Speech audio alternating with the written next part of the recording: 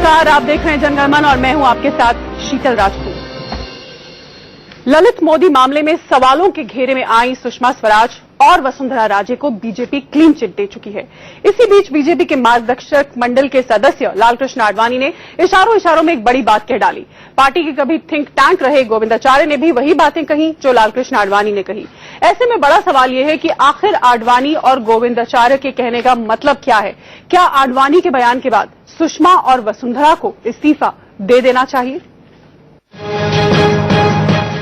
देश में इमरजेंसी की आशंका जाहिर कर सियासत में हलचल पैदा करने वाले बीजेपी के सीनियर नेता लालकृष्ण आडवाणी ने एक बार फिर अपने बयान से खलबली मचा दी है।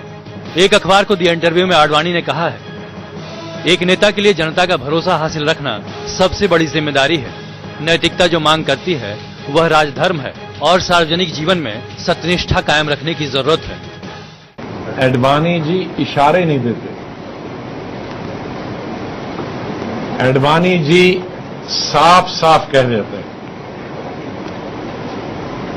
लेकिन जो ना समझे है वो नादान। जो इशारे नहीं समझते, कभी कभी लातों के भूत बातों से नहीं मानते, वो सोचते हैं कि बिल्कुल आडवाणी जी तलवार ही उठाएं। इंटरव्यू में आडवाणी ने यह भी कहा कि जिस दिन डायरी के आधार पर मेरे खिलाफ आरोप लगाए गए, उसी शाम पंडारा रोड पर अपने मकान में बैठकर संसद सदस्य के तौर पर इस्तीफा देने का फैसला किया। ये किसी और का नहीं, मेरा खुद का फैसला था। उसके तुरंत बाद मैंने अपने फैसले के बारे में बताने के लिए वाजपेयी जी को कॉल किया। उन्होंने मुझसे इस्तीफा न देने को कहा, लेकिन मैंने किसी की नहीं सुनी। कभी बीजेपी के थिंक टैंक रहे गोविंदाचार्य भी आडवाणी का उदाहरण दे रहे हैं। मैं तो समझता था कि ये जीरो टॉलरेंस के कारण ये मंत्री स्वयं ही सत्ता छोड़ देंगे और कहेंगे कि हाँ, हमारे खिलाफ जांच बिठाओ, हम निश्चिंत होंगे। पहले भी तो ऐसा किया था आडवाणी जी ने, हवाले के केस में खुद को प्रस्तुत कर दिया था। अहम बात यह है कि इंटरव्यू में आडवाणी ने सुषमा और वसुंधरा के मुद्दे पर खुलकर कुछ भी बोलने से इनकार कर दिया, लेकिन विरोधियों ने उनके शब्दों को लेकर बीजेपी पर सीधे सवाल खड़े किए।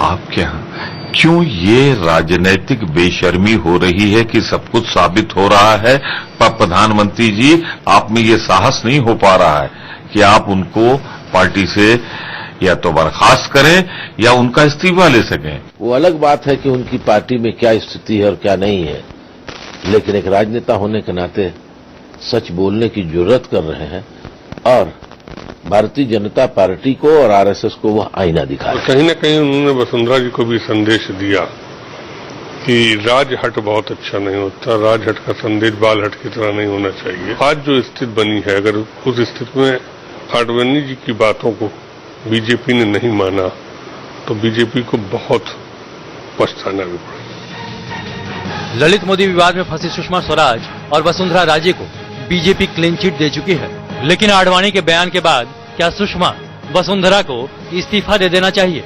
जनगणमन में बड़ा सवाल है कि आखिर आडवाणी का बयान क्या कहता है। दिल्ली से अरविंद चतुर्वेदी के साथ ब्यूरो रिपोर्ट, इंडिया न्यूज। तो लालकृष्ण आडवाणी का बयान बड़े मायने रखता है, लेकिन बीजेपी इस पर क्या सोचती है? और बाकी तमाम लोग हमारे साथ यहां पर बहस के लिए मौजूद हैं जनगणमन में। पैनल से आपका इंट्रोडक्शन करा दें। हमारे साथ एनके सिंह वरिष्ठ पत्रकार हैं स्टूडियो में, आलोक शर्मा कांग्रेस के प्रवक्ता हैं, शहजाद पूनावाला यूथ फॉर कांग्रेस के हमारे साथ स्टूडियो में जुड़े हुए हैं। साथ ही हमारे साथ जुड़ी हैं आरती मेहरा, बीजेपी की नेता। थोड़ी देर में हमारे साथ आम आदमी पार्टी के प्रवक्ता सोमनाथ भारती भी जुड़ेंगे। और हमेशा की तरह हमारे साथ हमारी ऑडियंस है, हमारी जनता है, जिसके खुद के भी सवाल है, जो इस मसले पर अपनी राय भी प्रकट करेगी। सबसे पहले मैं चलूंगी आरती जी के पास। आरती जी, लालकृष्ण आडवाणी कहते हैं कि एक नेता के लिए जनता का भरोसा हासिल रखना सबसे बड़ी जिम्मेदारी है। नैतिकता, राजधर्म, सत्यनिष्ठा कायम करने की जरूरत। इन तमाम आडवाणी के बयानों से यही साफ साबित होता है कि वो सीधा संकेत दे रहे हैं कि सुषमा स्वराज और वसुंधरा राजे को इस्तीफा दे देना चाहिए था अब तक।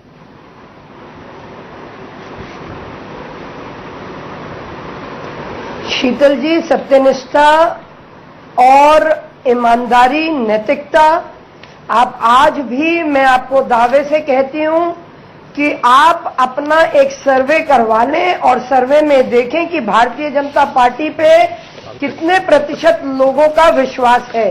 शीतल जी, दूसरी बात, माननीय लालकृष्ण आडवाणी जी जो हमारे मार्गदर्शक हैं, आडवाणी जी जो एक बहुत विजनरी नेता है, हमारे थिंक टैंक के हिस्से के साथ साथ हमारी विचारधारा को देने वाले तो मार्गदर्शन ही तो कर रहे हैं आपका वो, जिन्होंने एक उनके ऊपर जब नहीं, सुन लीजिए, ये तो एक मार्गदर्शक के ही शब्द है ना। जब उन पे छोटा सा इल्जाम लगा तो उन्होंने रेजिग्नेशन दे दिया। क्या ये मार्गदर्शक के शब्द नहीं है कि सत्यनिष्ठा कायम रखना, जनता का भरोसा हासिल रखना सबसे जरूरी है, राजधर्म निभाएं? अगर आप पर आरोप लगता है तो आप पहले बात ही नहीं सुनना चाह रही ना, आप पहले बात सुन लीजिए शीतल जी, बीच में रोकेंगी तो बात पूरी नहीं होगी। अच्छा चलिए, आप अपनी बात पूरी कीजिए। ये पूरी नहीं होगी क्योंकि ऐसी जो जिम्मेदारी है, ऐसी जिम्मेदारी कभी कांग्रेस ने नहीं दिखाई। अब आज के समय की कांग्रेस अपनी इतनी उतावली हो गई, इतनी रेस्टलेस हो गई, इतनी जमीन खो दी। लालकृष्ण आडवाणी जी और खुराना जी ने तो रेजिग्नेशन दे दिया था, लेकिन इतने बड़े बड़े कांडों में फंसे हुए, जिसकी मिनिस्ट्री को, कोयला मिनिस्ट्री को प्रधानमंत्री जी हेड करते थे, वहां पे 2 लाख करोड़ का घोटाला हो जाता है, संवैधानिक संस्थाएं कहती हैं, उसके बाद भी प्रधानमंत्री जी रेजिग्नेशन नहीं देते। तो इन्होंने वो सारी मर्यादाएं उन्होंने ये पूरी तोड़ डाली। आरती जी, लेकिन माफ कीजिए, आपको फिर रोक रही हूँ, ये कांग्रेस की चर्चा नहीं, लालकृष्ण आडवाणी कह रहे हैं, लालकृष्ण आडवाणी कह रहे हैं, अपने इस्तीफे का हवाला दे रहे हैं, वो उदाहरण पिछला दे रहे हैं, और सत्यनिष्ठा और राजनीति में कितना भरोसा हासिल रखना चाहिए उसकी बात कर रहे हैं। बिल्कुल मैं पूरी, लेकिन आज समय ऐसा आ गया कि ये बिल्कुल जिम्मेदारी की बात विरोधी नहीं कर रहे हैं, विरोधी सिर्फ लालकृष्ण आडवाणी तो कर रहे हैं ना आरती जी, और आरती जी लालकृष्ण आडवाणी तो जिम्मेदारी की बात कर रहे हैं। आप मेरी बात को टाल रही हैं, इन्हीं के स्वर में जवाब दिया जाएगा। बात को टाल रही है लालकृष्ण आडवाणी तो जिम्मेदारी की बात कर रहे हैं, बिल्कुल नहीं टाल रही। ऐसे लोग जो जवाबदेही खुद नहीं कभी रखते और ऐसे लोग जो जिम्मेदारी की बात, ऐसे लोगों का जिक्र ही क्या कर रहे हैं, लालकृष्ण आडवाणी का जिक्र कर रहे हैं। लाखों करोड़ों के लूट का देश पे, चलिए जी मैं वो कह रही हूँ कि लालकृष्ण आडवाणी जी ने किया। विडंबना है कि आज लालकृष्ण आडवाणी ये जिम्मेदारी उनके निभाने के लिए कह रहे हैं, लेकिन ये कांग्रेस पे गैर जिम्मेदार लोगों की बातों को सुनने की जरूरत नहीं। मैं समझता हूँ आरती जी की बिना ब्रेक की गाड़ी रुके तो मैं शुरू करूं कुछ। वो शायद कंफ्यूज हो गई है, टॉपिक क्या है आज। उनको शायद ये नहीं पता कि कांग्रेस आज सत्ता में नहीं, आडवाणी जी ने अगर कोई बात कही है तो वो किसके लिए कही है, लेकिन वो अपनी गाड़ी को चलाए जा रही है बिना ब्रेकर को देखे हुए। देखिए आज जिस तरह का माहौल है, करप्शन, बैंड बाजे और जुमलों की बारात है, और पूरी तरह से बेटी बचाओ आंदोलन चल रहा है भाजपा का। एक नहीं, 4-4, 5-5 बेटियों को बचाने का पूरा कार्यक्रम चल रहा है इनका, और पूरी तरह से बेटी बचाओ आंदोलन में पूरी पार्टी लगी हुई है। इनको यही नहीं पता हो क्या रहा है। आज केंद्र की पूरी तरह से निर्लज्ज सरकार है और निर्लज्ज प्रवक्ता है भारतीय जनता पार्टी के। पहले कहते थे साहब वो साइन ले आओ, साइन आ गए, ये उस पेज पर साइन नहीं है, फिर उस पेज पर साइन आ गए, फिर कहा जी हमारा तो आर्थिक ट्रांजैक्शन कोई नहीं, इकोनॉमिक ट्रांजैक्शन, फिर वो भी आ गया, फिर नहीं साहब इसका प्रूफ ले आओ, फिर उसका वो इलेक्शन कमीशन का वो आ गया एफिडेविट, उसमें शेयर्स आ गए ललित के साथ, फिर आया कि साहब पुर्तगाल में जाकर वो उनकी जो पत्नी है उनका इलाज भी करवाया जा रहा है 2-2 बार, फिर ये भी आ गया कि 8 एकड़ जमीन जयपुर में दे भी दी गई।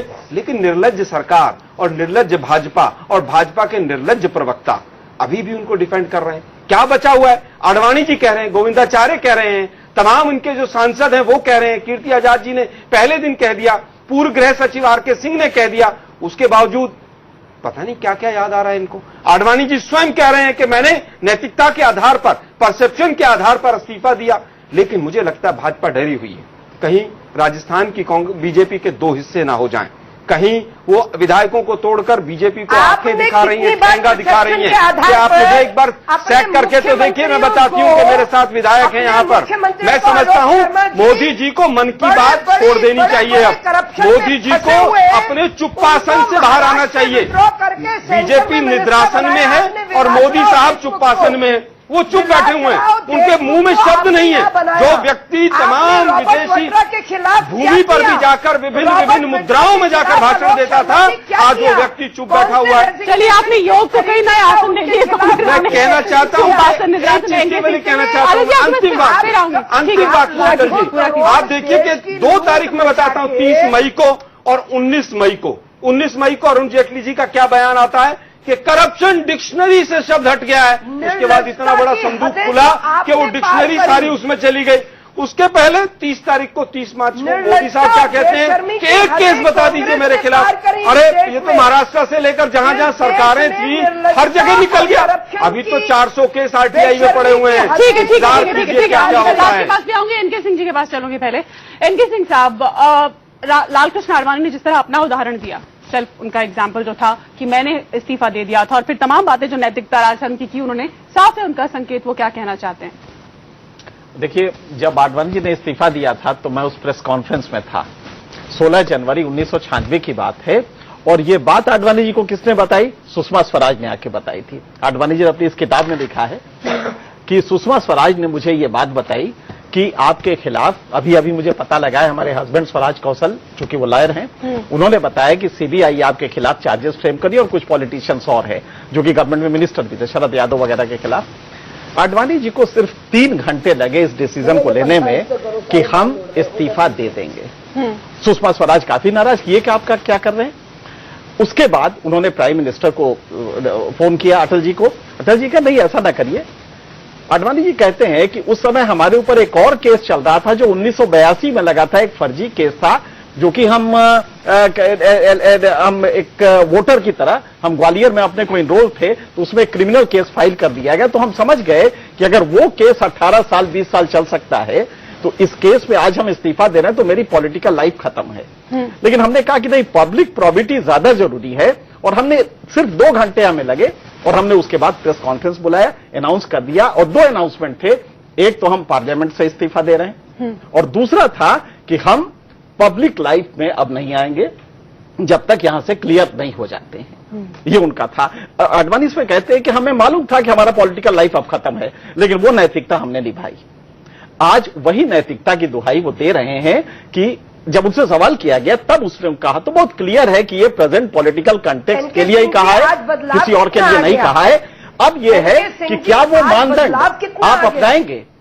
अगर यहां फिर को साफ साफ दिखाई दे रहा है, ऐसे में अगर वो आप मानदंड नहीं अपनाते तो 282 मेंबर हैं, आप सरकार चलाते रहिए। लेकिन जनता के बीच में जो मैसेज जा रहा है, वो चूंकि हम लोग एक अच्छी डेमोक्रेसी का उम्मीद करते हैं, तो आज जो बीजेपी ये डिनायल मोड में आ गई है, जैसा कि हम देख रहे हैं, हमारी मित्र आरती जी लगातार असली बात नहीं कह रही है, वो आडवाणी जी के कसीदे काट रही, कांग्रेस को गाली दे रही, लेकिन हकीकत यह है कि आज ये जरूरी था कि पब्लिक प्रॉबिटी का क्वेश्चन, इशू ये नहीं है कि मैंने दस्तखत किया कि नहीं, पीछे पेज के दस्तखत है कि आगे पेज पे दस्तखत है। अगर ये चार्ज लगा है तो पहला काम होना था शिक्षा के लिए कि आप इस्तीफा दे दें, और उसके बाद कहें कि नहीं। और आडवाणी जी ने आपको दिखाया, ये रास्ता दिखाया, इसलिए ये अटेम्प्ट आडवाणी जी के लिए है। और मुझे लगता है कि बीजेपी जितना डिले कर रही है, उतना ही बीजेपी को नुकसान हो रहा है। पब्लिक परसेप्शन में आज जो यूएसपी था आपका करप्शन के खिलाफ, वो यूएसपी खत्म। ठीक है शहजाद, आपका कमेंट, और उसके बाद मैं फिर आरती के पास चलूंगी। मुझे लगता है कि हमारे भाई आलोक ने एक आसन छोड़ दिया, ललित आसन में है ये सरकार दरअसल। और एक जुमला आया करता था कि अब की बार मोदी सरकार, तो आजकल ट्विटर पे यही कहा जा रहा है कि अब की बार ललित मोदी की ही सरकार है। आप देख लीजिए क्या क्या हुआ है। पिछले कुछ दिनों में वसुंधरा राजे जी के फाइनेंशियल ट्रांजैक्शन आए हैं, उनके गोपनीय हलफनामे पर ललित मोदी जी को एक स्टे मिलता है। इसके अलावा सुषमा जी, जिनकी बेटी उसी केस में, पासपोर्ट केस में, जिसमें कि सरकार अपील नहीं करती है, आरती मेहरा जी, मैं फैक्ट्स की बात कर रहा हूँ, आप उसको काउंटर कीजिए। आपके पास आ रही हूँ, इसके बाद उसी केस में सुषमा जी अपील भी नहीं करती है ललित मोदी के पासपोर्ट के लिए। अब 1 साल में मोदी जी की सरकार ने ललित मोदी के खिलाफ एक्शन क्यों नहीं लिया? अच्छे दिन इनके नहीं आए, सिर्फ ललित मोदी के क्यों आ रहे हैं? ये सवाल पैदा होता है। और दूसरी बात जो आरती जी कह रही हैं, तो क्या मुझे याद है पवन बंसल जी और हमारे अश्विनी कुमार जी, उनके खिलाफ तो एफआईआर तक नहीं थी, रेजिग्नेशन मांगा गया, उन्होंने रेजिग्नेशन दिया। आज अगर इनके खिलाफ कुछ नहीं है इतना निकलने के बावजूद भी, तो आप उनका रेजिग्नेशन ले लीजिए और उनको फिर से ले आइए अगर कुछ नहीं निकलता है। शीतल जी, उस समय हम लोग कवर किया करते थे जब यूपीए में ये करप्शन की केसेस आए, कोल गेट वगैरह वगैरह, जिस तरह डिनायल मोड में उस समय यूपीए रहती थी, आज एग्जैक्टली उसी डिनायल मोड में हम देख रहे हैं कि एनडीए सरकार है, मोदी सरकार है। एक चीज से यूपीए में ये करप्शन की केसेस आए, कोल गेट वगैरह वगैरह, जिस तरह डिनायल मोड में उस समय यूपीए रहती थी, आज एग्जैक्टली उसी डिनायल मोड में हम देख रहे हैं कि एनडीए सरकार है, मोदी सरकार है। एक चीज से मैं कहूंगा, एनके सिंह जी का मैं बड़ा आदर करता हूं कि वो डिनायल मोड आते आते 10 साल तो लगे, यहाँ पे तो पहला साल चल रहा है और मुझे लगता है भी दिए और मुझे लगता है देने के बाद बहुतों को क्लीन चिट भी। अगर मोदी जी ने भाषण दिए है कि नैतिकता के आधार पर, और यहाँ पे कानून का भी उल्लंघन हुआ है, पासपोर्ट एक्ट आईपीसी का भी उल्लंघन हुआ है जब आप एक भगौड़े को आप रियायत देते हो, तो ये बड़े गंभीर सवाल है और मुझे नहीं लगता कि बीजेपी के लोग इस तरीके से इसको। ठीक है, एक भी सोमनाथ भारती भी जुड़े हैं, लेकिन आरती मेहरा के पास पहले चलूंगी। आरती, तमाम लोग ये कह रहे हैं कि डिनायल मोड में है बीजेपी की सरकार, बीजेपी डिनायल मोड में है, क्यों? शीतल जी, सबसे पहले मैं बहुत बहुत सम्मान के साथ एनके सिंह जी का जवाब देना चाहूंगी कि एनके सिंह जी आप बिल्कुल ठीक कह रहे हैं। आप 1996 की बात कर रहे हैं। आज आपने विरोधियों की गैर जिम्मेदारी प्लस जो गिरता हुआ स्तर है उनकी तरफ से हर बात को नेगेटिव की तरफ ही ले जाना। आरती जी, आपकी तरफ से ये भी आप इलेक्शन के भाषण सुनिए, जो विभिन्न मुद्राओं में अलग अलग ड्रेसेस पहन के दिए थे, कि वो डिनायल मोड में आप हैं, गिरता हुआ स्तर आपका है, अस्तीफा आपके मंत्री नहीं दे रहे हैं। ये भगौड़ा कहते हैं। अभी वो भगौड़ा, एक मिनट बीच में न बोले ना, अब ये कौन बोल रहा है बीच में? ये कौन बोल रहा है? गैर जिम्मेदार लोग गैर जिम्मेदार तरीके से डिस्कशन करते हैं, पूरी तरह से निर्लज्जता से बिहेव करते हैं। निर्लज्जता से तो आप जवाब दे रहे हैं, डिफेंड कर रहे हैं। आप बताइए ना कि जो कागज पब्लिक डोमेन में आए हैं, मीडिया में आए हैं, क्या वो गलत है? शहजाद पूनावाला ने भगौड़ा का, अभी वो भगौड़ा तो सिद्ध ही नहीं हुआ और भगाने वाले टाइम पे तो आप बैठे थे। आपके कितने मंत्रियों को फायदा दिया? पुणे और कोची की टीम में क्या क्या हुआ? अभी तो 2-4 के खिलाफ एफआईआर रजिस्टर कराइए ना, हम भी चाह रहे हैं हमारे जो लोग खराब है वो निकले बाहर। और मंत्री हैं, कौन कौन से आपके और सांसद? हम कह रहे हैं ना, आपकी सरकार है, तमाम एजेंसियां आपके पास हैं, आप उनके खिलाफ एक्शन लीजिए। आरती, इनका ये कहना है कि इनके मंत्रियों पर अगर आरोप लगे तो इस्तीफे हुए। आपने उसे बुलाया? आरती मेरी बात सुनिए, इनका ये कहना है कि इनके मंत्रियों पर अगर आरोप लगे, इनके लोगों पर आरोप लगे तो इस्तीफे हुए। सारे खुल रहे हैं, अभी खुल रहे हैं। प्रियंका वाड्रा जी मिलती है, रॉबर्ट वाड्रा जी मिलते हैं, गैर जिम्मेदाराना बयान दे रहे हैं, जनता देख रही है, इंडिया न्यूज के दर्शक देख रहे हैं और आपकी ही निर्लज्जता को समझ रहे हैं कि आप किस तरह से जवाब दे रही हैं। और एनफोर्समेंट इधर से घुमाओ, लेफ्ट घुमाओ, राइट घुमाओ। हम कह रहे हैं कि आपके यहाँ बेटी बचाओ आंदोलन चल रहा है, तमाम बेटियां फंस गई हैं भाजपा की और उनको बचाने का कार्यक्रम चल रहा है। इसके अलावा कुछ नहीं हो रहा है आपके यहाँ। तमाम चीजें बिल्कुल क्रिस्टल क्लियर हैं, तमाम साक्ष्य जो है जनता के सामने हैं और उन तथ्यों के ऊपर और साक्ष्यों के ऊपर किसी तरह का कोई प्रश्न चिन्ह नहीं है। लेकिन लेफ्ट राइट घुमाते रहिए देश की जनता को। कर रहे हैं वो मराठा है और वो खुल के टेलीविजन पे आके एक एक बात रख रही है। मराठा है? अरे 206 करोड़ के घोटाले में नाम आ रहा है, मराठा है वो। उसी प्रकार से, और वो भी सिर्फ उतने से समय के लिए। आप केवल ये बता दीजिए वसुंधरा राजे सिंधिया के इस्तीफे के लिए और क्या चाहिए आपको?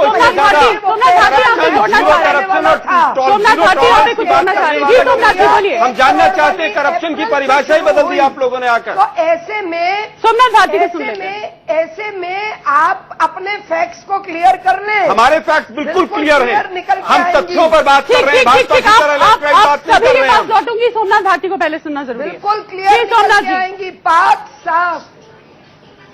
शीतल जी, मैं हर चैनल पे क्या देख रहा हूं कि कांग्रेस भाजपा की गलतियों में अपना एक्सप्लेनेशन ढूंढती है और भाजपा कहती कांग्रेस में ही हुआ, कांग्रेस में ही हुआ, कांग्रेस में ही हुआ। अरे भाई, आपकी लड़ाई में जनता का जो नुकसान हो रहा है उसका क्या होगा? जितेंद्र भाजपा के नरेंद्र मोदी जी जब चुनाव लड़ रहे थे तोमर जी बताएंगे, तब उन्होंने जो दिखाया था 15 दिन तक अपनी कमिटमेंट सुनिए सोमनाथ कि भाई जी, हम किस तरह से सोमनाथ जी, इतना बड़ा जुमला करप्शन आपने को दिल्ली खत्म का ले करने लिया। को हाँ हाँ प्रतिबद्ध करप्शन है। खत्म हो रही है, 2-2 करोड़ रुपए साफ का साफ आदमी क्या आदमी जबकि है, करप्शन एंटी खत्म हो रही है। करप्शन ब्रांच दिल्ली का राव मंत्री जो है वो अरे भाई बोलने दीजिए। करप्शन खत्म हो रही है। करने आ जाते हैं। अरे भाई बोलने आप दीजिए। अपना घर नहीं अभी नहीं तो बोलने आप देंगे, हम तो कह ही अरे रहे हैं भाई बोलने तो दो। करप्शन खत्म करेंगे। आपको आईओएस अरे भाई बोलने तो दो भाई। अच्छा क्या हम एक शख्स को एडवर्टाइज आलोक जी गुजारिश है, अरे भाई एक शख्स को बताइए कि हमें बोलने का मौका दिलाना आम आदमी पार्टी है। आपके पास सोमनाथ जी बात भाई खत्म करें। कांग्रेस और भाजपा जैसे घमासान करना हमें नहीं आता, लेकिन बोलने तो दीजिए। घमासान का तो महिला आयोग ठीक है, ठीक है, बताएगा ठीक है, कौन बोलिए, करता है। या तो इनका माइक म्यूट कर दीजिए। चलिए आप अपनी भाई बात बोलने नहीं पूरी दे रहे हैं ये कीजिए। तो। नहीं आप अपनी बात पूरी कीजिए, अब खामोश हो। मैं ये कह रहा हूं कि जो आपने जो दिल्ली के अंदर जो कमिटमेंट हमने देखी माननीय मोदी जी की भ्रष्टाचार हटाने के प्रति, एंटी करप्शन ब्रांच में एक ऐसा पोस्ट क्रिएट करके मीना जी को थोपा और 8 जून के बाद कोई भी अरेस्ट और कोई भी सस्पेंशन नहीं हो पाया। माननीय मोदी जी करप्शन हटाने के कितने कटिबद्ध हैं ये तो साफ साफ दिखता है। सुषमा जी और वसुंधरा राजे जी, इन दोनों के ऊपर खास करके राजद्रोह का मुकदमा चलना चाहिए कि भाई एक ऐसे आदमी जिसका प्रोसिक्यूशन पेंडिंग है उसको आप हेल्प कर रहे हैं, अपने कॉन्स्टिट्यूशनल पोस्ट का दुरुपयोग कर रहे हैं। होती थी भाई आज के तारीख में ये मन की बात के जरिए इन्होंने अपनी कटिबद्धता क्रिमिनल दिखा दिया, सोमनाथ दिखा दिया। आरती जी पूरा आरती जी आप मेरे देखिए ऐसा है, स्पैमिंग की अब आपकी आपको अगर पत्नी ने आपको खुले अगर आम मेरे घर की आके बात करनी है तो उसको कुत्ते अलग से छोड़ते कर लेते ठीक है, आई थिंक हमें नहीं आरती जी प्लीज आरती जी इसको आज के मुद्दे पर मुझे यहाँ पर एक ब्रेक लेना होगा, लेकिन इस मुद्दे पर ही हम बने रहेंगे। सवाल फिर भी वही बरकरार है, वही यक्ष प्रश्न बना हुआ है कि विपक्ष तो सवाल उठा ही रहा है लेकिन खुद के अपने भी सवाल उठा रहे हैं। जिस तरह का बयान आज लालकृष्ण आडवाणी की ओर से आया, जो कि मार्गदर्शक हैं पार्टी के माननीय सबसे सम्मानित नेताओं में से एक हैं, उन्होंने इस बात की ओर इशारा किया है। इस पर हमारी ये डिबेट जारी रहेगी, हमारी जनता भी यहाँ पे मौजूद रहेगी, उनके भी सवाल होंगे एक छोटे से ब्रेक के बाद।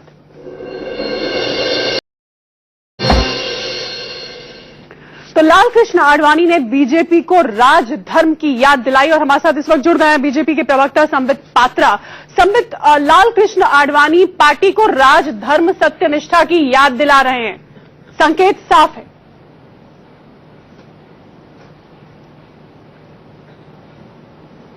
शीतल जी देखिए, पार्टी तो राजधर्म के पथ पे ही चल रही है और जहां तक ऑपोजिशन को आजकल आडवाणी जी के अनकहे बातों को समझने की आदत पड़ गई है, जो बातें आडवाणी जी कहते भी नहीं हैं वह भी विपक्ष सुन लेती है, तो मुझे लगता है कहीं ना कहीं हमारे जाने बिना विपक्ष ने मिस्ड कॉल देकर पार्टी का सदस्यता ग्रहण किया है, जो रोज आडवाणी जी से इंटरेक्शन करते हैं।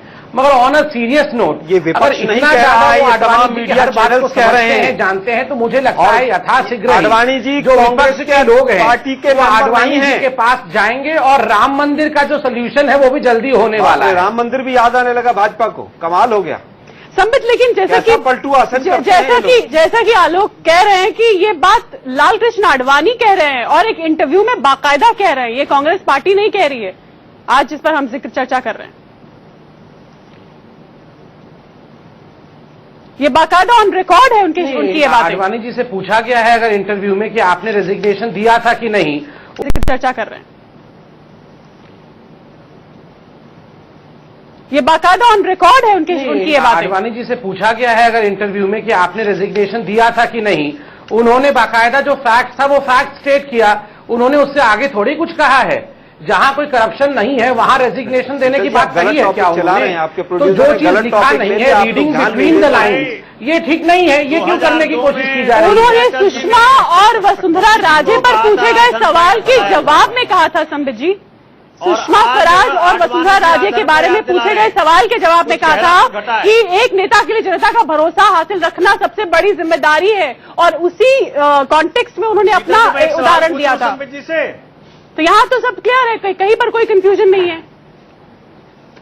मैं इससे बता देता हूं, शीतल जी एक सवाल पूछना चाहता हूं। शीतल जी आऊंगी देखिए, आपकी मैं बात आपसे एक प्रश्न समित पूछता पात्रा हूं। जी से। देखिए, विगत 15 दिनों से जिस प्रकार से, एक सेकेंड मैं कंप्लीट कर लूं, एक सेकेंड, विगत 15 दिनों से जिस प्रकार कांग्रेस के प्रवक्ता गरारे कर करके प्रेस कॉन्फ्रेंस कर रहे हैं और कागज हिला के कहते हैं ये देखिए इन कागजों में सारे सबूत मौजूद हैं कि देशद्रोह हुआ है, तो मेरा सवाल है ये देशद्रोह के अगर एक व्यक्ति कहता है कि मेरी जो भी एफिडेविट में सिग्नेचर है उसको गोपनीय रखा जाए और भारतीय एजेंसीज को न बताया जाए तो देशद्रोह है। घर में मौजूद है और ये तथ्य है और फैक्ट्स है और प्रूवन फैक्ट्स है। ये कोर्ट में केस क्यों नहीं नजर आ रहा है? देशद्रोह में भी जाएगा, 100% जाएगा। अभी तो क्यों चिंता करते हैं आप? होता है, क्यों चिंता कर रहे हैं आप? सभी कुछ होगा। अभी तो आपकी निर्लज्जता नजर आ रही है पूरी तरह से कि आप किस तरह से उस चले जा रहे हैं। आपको करेंगे, हम चिंता करेंगे, चिंता मत करिए। आप ही तमाम लोगों के कहते थे संबित जी के पहले कागज ले आइए, फिर सिग्नेचर ले आइए। अरे अब तो सब कुछ आ गया। अब भी आप निर्लज्ज बन के डिफेंड कर रहे हैं पार्टी को। मैं आपकी हिम्मत को सलाम करता हूं।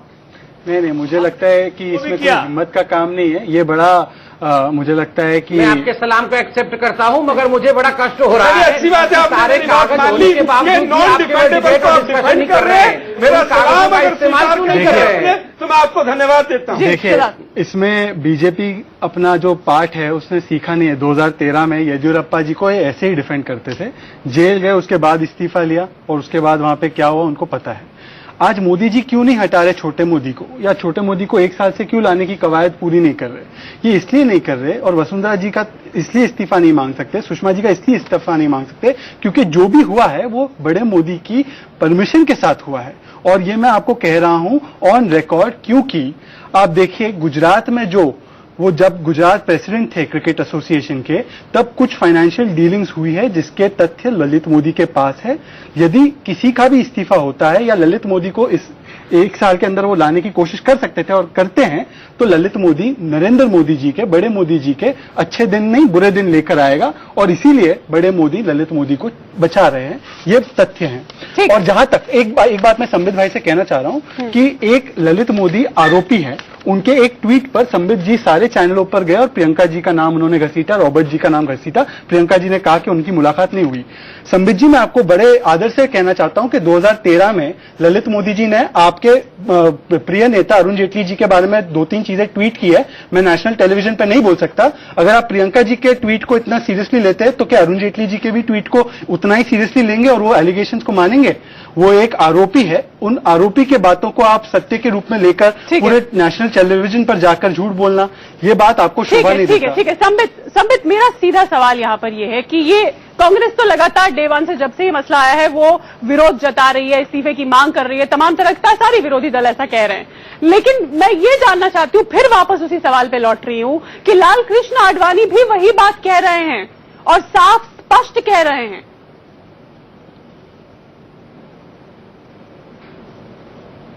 बिल्कुल वो नहीं कह रहे हैं। जो चीज वो नहीं कह रहे हैं उस विषय पे भी हम पढ़ रहे हैं। देखिए, उन्होंने इतना ही कहा कि मेरे समय में जब मेरे पे चार्ज हुआ था तो मैंने रिजाइन किया था। वो विषय अलग है, ये विषय अलग है।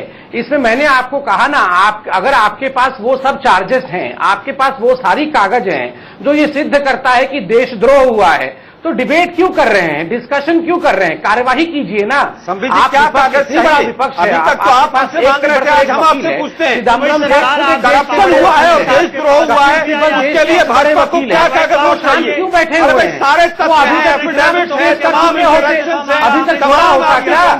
इनको खुद को पता है कि कोई कागज वागज नहीं है और किस प्रकार से गांधी फैमिली मनी लॉन्ड्रिंग ये पूरा हिंदुस्तान देख रही है। सारा हिंदुस्तान आपके डिफेंस को देख रहा है कि 10 रुपए के शेयर को 1 लाख रुपए में बेचकर और भाजपा डिफेंड कर रही है। ठीक है, सोमनाथ भारती की बात सुन लेते हैं। दूसरी पार्टियों के लिए और अपने पार्टी के लिए कुछ नहीं करेंगे। पलटू आसन में आजकल भाजपा पलट गई है अपने तमाम बयानों से। केवल परसेप्शन बनाने का काम करती है भाजपा। अगर आप उनसे इस्तीफा लेकर के प्रोसिक्यूशन नहीं करवाते हैं तो देश क्या समझेगा? आप क्या समझते हैं कि आप, चूंकि पुलिस आपके पास है, सीबीआई आपके पास है, उसका दुरुपयोग करिए और जहां देशद्रोह का मामला है वहां पे आप एक्शन नहीं लेंगे?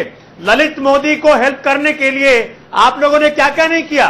आज स्मृति ईरानी जी के खिलाफ एक मुकदमा भी दायर हो गया है, फिर भी आप उनसे इस्तीफा नहीं ले रहे हैं। संबित, नहीं, देखिए, मैं बड़े असम्मान के साथ सोमनाथ भारती जी का मैं सम्मान करता हूं, मगर उनके प्रश्नों का उत्तर देना मैं उचित नहीं समझता हूं। मैंने बहुत अच्छी तरह से रखा जो विषय मुझे रखना था। ललित मोदी जी को कौन कौन मदद कर रहा था वो आदरणीय सोमनाथ जी भी जानते हैं, उनके पार्टी में भी राहुल मेहरा जी हैं, उनके भी ट्वीट सामने आए हैं। मैं तो इतना कह रहा हूं कि सबके पास सारे तथ्य हैं, तो यहां लड़ क्यों रहे हैं? इन तथ्यों को लेकर उस जगह पे जाए ना जहां केस रजिस्टर होता है। से करके केस आपको रजिस्टर नहीं लगता है होता कि है, आप बच निकलेंगे? टीवी पे लड़ाई होती है। भाई अगर राहुल मेहरा दोषी है तो उनको प्रोसिक्यूट करिए। कांग्रेस से कोई है तो उसको भी बाहर निकालिए।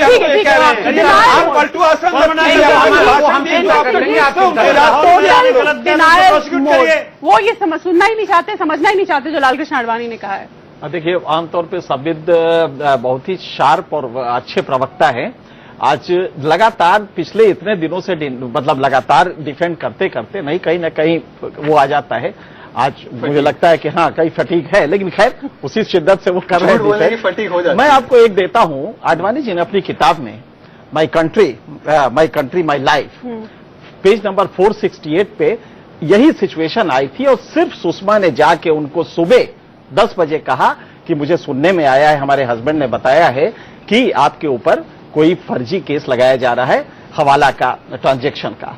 आडवाणी शॉक थे और 2 घंटे में उन्होंने इस्तीफा दिया, अनाउंस किया। जब अटल जी को ये मैसेज और आज इस इस्तीफे को कोट किया उन्होंने उसी सवाल के कॉन्टेक्स्ट में। उसी सवाल के कॉन्टेक्स्ट में एक कि हमने ये उदाहरण दिया था और इसके बाद हम आपको ट्वीट का बताएंगे जो उनकी किताब में है।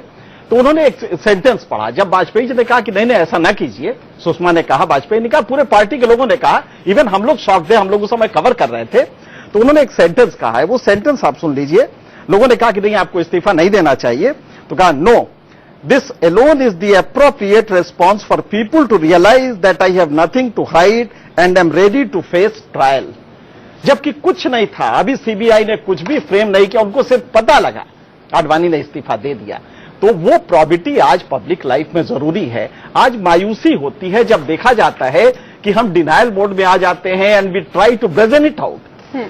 उसमें जरूरत नहीं है, क्योंकि चीजें अगर आप ये करते हैं तो 282 है, आप सरकार तो चला लेंगे, लेकिन जो इकबाल है वो धीरे धीरे घटता जाएगा। तो जरूरी है, और आडवाणी जी का ही हम ट्वीट, क्योंकि आडवाणी जी इस पार्टी के मार्गदर्शक रहे हैं, आज भी हैं। तो ऐसे में अगर आडवाणी जी ये कह रहे हैं एक सवाल के जवाब में कि भाई जो प्रेजेंट कंटेक्स्ट है इसमें, तो भाई मैंने तो ये नजीर पेश किया था। अब उन्होंने नजीर, तो आडवाणी जी ने अपने ब्लॉग की भी एक किताब बनाई है। उस ब्लॉग में उन्होंने कहा है, ठीक है, ये कहा है, the seed were laid for the evolution of bipolar polity which it has today become. It would thus be clear that the catalyst for the first major turning point in our political history was corruption। आज भी वो कह रहे हैं आडवाणी जी कि corruption ही हमारे यहाँ turning point हो सकता है। अगर आप इसको ब्रेजन आउट करते हैं तो ये आप कर सकते हैं, पर विडंबना लेकिन इसका नुकसान कहीं ना कहीं देखिए कि मार्गदर्शक में जिसको भेजा मूक दर्शक बनने के लिए, आज वो अपनी मन की बात कर रहे हैं और प्रधानमंत्री मन की बात नहीं कर पा रहे। इस पर एक रिएक्शन संबित का, फिर एक ब्रेक लूंगी और फिर जनता के सवाल होंगे। संबित,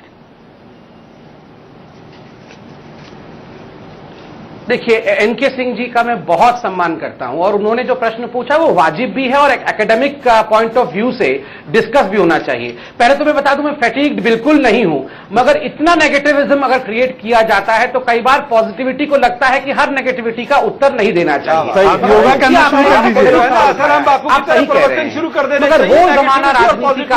एक मैं कंप्लीट कर दूं, मैं एनके सिंह साहब को जवाब दे रहा हूं, मैं एनके सिंह साहब को जवाब दे रहा हूं। हम दोनों के बीच की गुफ्तगू है, हम दोनों के बीच की गुफ्तगू है, होने दीजिए। दोनों नहीं है, डिबेट है ये। आप बताइए ना, आडवाणी जी ने देखिए 10 मिनट की प्लीज हम लोग संबित को बोलने को तैयार हूं, अगर आप शांति से सुने तो मैं बोलूंगा। संबित आप जवाब दीजिए, अपनी बात पर रहिएगा, जरूर सुनेंगे। और गोपनीय बात मत देखिए, एक सेकेंड भाई बंधु, एक सेकेंड बंधु। देखिए, राजनीति का वो जमाना एक अलग जमाना था जिस जमाने में कांग्रेस के भी जो लीडर्स, आप तो आज आडवाणी जी की तरह बताने लगे हैं जमानों के बारे में, वो भी इन विषयों को रख सकते थे। आज वो जमाना है, आज वो जमाना है आडवाणी जी का जमाना लग गया, आज आप सच कह रहे हैं, आज वही जमाना है कि आडवाणी जी का जमाना चल गया, चला गया, आज अमित शाह जी का जमाना आ गया।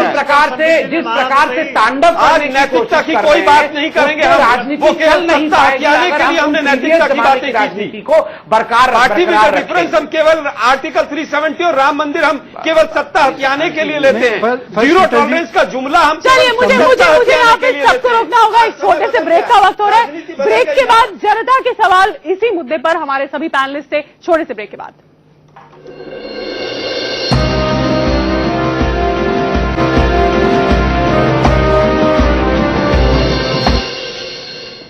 तो पार्टी को राजधर्म निभाना चाहिए, लालकृष्ण आडवाणी ने एक बार फिर याद दिलाया। हमारे साथ जनता यहां मौजूद है और अब वक्त जनता के सवालों का है। जी मेरा सवाल है संबित पात्रा जी से। संबित पात्रा की बात निकलेगी तो फिर दूर तलक जाएगी। सबसे बड़ी चीज ये कि नैतिकता के आधार पर हमारे इतिहास में बड़े नेता रहे, लाल बहादुर शास्त्री सरीखे नेता रहे हैं, जिन्होंने एक मामूली से रेल एक्सीडेंट की दुर्घटना होने पर इस्तीफे दे दिया करते थे। आज नैतिकता क्या इतनी मर चुकी है हमारे देश में कि कोई आरोप लगता है और हमारे इतने जरूरी हो गए ये नेता, इनका कोई ऑप्शन नहीं है हमारे। ठीक है इस पर आपका इस पर रिएक्शन ले लेती हूँ। संबित, ये जनता का सवाल है।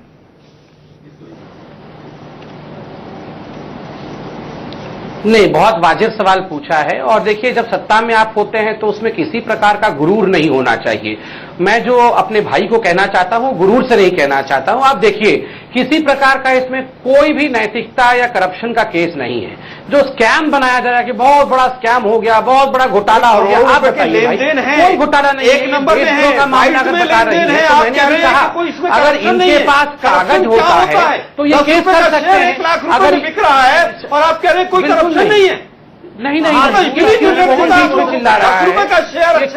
ये देश को लूटने कौन बीच चिल्ला रहा है? कोई करप्शन नहीं है। ये सारे देश को लूटने के बाद बीच में कौन चिल्ला रहा है? मुख्यमंत्री के अकाउंट में ये जो हिंदी मुहावरा है, चोर मचाए शोर, कहीं वैसा ही तो नहीं हो रहा है। नहीं, वो तो आपकी तरफ से लग रहा है कि चोर। ठीक है दूसरा सवाल जल्दी सवाल। अभी एक बहुत दर्दनाक विवश घटना हमारे यहाँ हुई थी, त्रासदी हुई थी केदारनाथ के अंदर। स्कूटर के नंबर पर डीजल के बिल लगाए जा रहे थे। कांग्रेस की सरकार है वहां पर, कौन सी कांग्रेस की मंत्री का, मुख्यमंत्री का इस्तीफा कांग्रेस ने मांगने की हिम्मत बताई? अगर किसी भी नेता के अकाउंट में वो पैसा गया हो तो अभी बताइए, मैं अभी इसी चैनल के माध्यम से अभी इस्तीफा मंगाऊंगा। अगर किसी अधिकारी ने किया है तो उसके खिलाफ जांच चल रही है। चलिए, हमारे यहाँ पर जब भी इस तरह के मुद्दे आए हैं, 2 साल पहले 2 मंत्रियों ने इस्तीफे दिए थे और वो 1 साल के अंदर दोनों क्लीन चिट होकर बाहर आए। और लॉ मिनिस्टर भी थे। केवल परसेप्शन के आधार पर हमने इस्तीफे दिए। आखिरी सवाल संबित पात्रा जी से कि आपकी सरकार है, क्या आप इसके ऊपर जांच कमेटी बैठाएंगे? सरकार जांच कराएगी क्या? जनता का सवाल है। आखिर में बिल्कुल कुछ ही सेकंड बचे हमारे पास। सुप्रीम कोर्ट की जांच।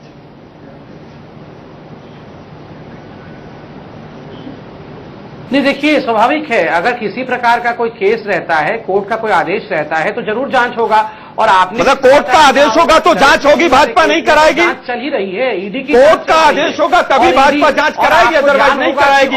यही राष्ट्रवाद है आपका, यही तो ढिढोरा पीटते थे आप देशभक्ति का, वो यही है आपका। कहा है कि यूपीए की सरकार ने, यूपीए में मत जाइए, सवाल सीधा। बहुत बहुत धन्यवाद आप सभी का हमारे जुड़ने के लिए। यकीनी तौर पे बड़ी संकट की घड़ी ये बीजेपी के लिए इसलिए आज है क्योंकि ये सवाल और ये नैतिकता, राजधर्म की याद बीजेपी को आज खुद उन्हीं के मार्गदर्शक और दिग्गज नेताओं में से एक लालकृष्ण आडवाणी ने जताई है। फिलहाल जनगण मन में इतना ही, लेकिन इंडिया न्यूज पर खबरों का सिलसिला लगातार जारी है। आप देखते रहिए इंडिया न्यूज।